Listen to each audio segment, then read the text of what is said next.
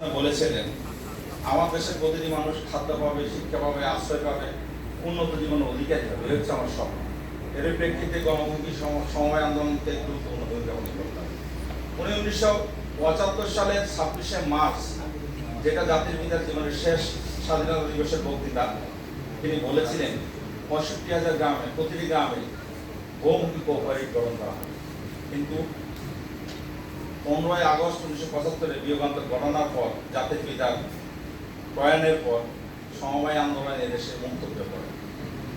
পরবর্তীতে জাতির পিতার সুযোগ্য তনয়া মাননীয় প্রধানমন্ত্রী শেখ হাসিনা ক্ষমতায় আসার পর সমবায়কে আবারও গুরুত্ব দেন এবং তিনি সমবায়ের মাধ্যমে সমবায়কে জাতির পিতার স্বপ্নের সোনার বাংলা গঠনে একটা গুরুত্বপূর্ণ স্থান দিয়েছেন।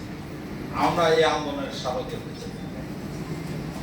জাতির পিতার সমবায় দর্শন এবং মাননীয় প্রধানমন্ত্রী সমবায় অঙ্গীকার, এই দুটোকে বাধ্য করে জনগণের আর্থসামাজিক উন্নয়নে সমবায় একটা গুরুত্বপূর্ণ ভূমিকা রাখতে বদ্ধপরিকর।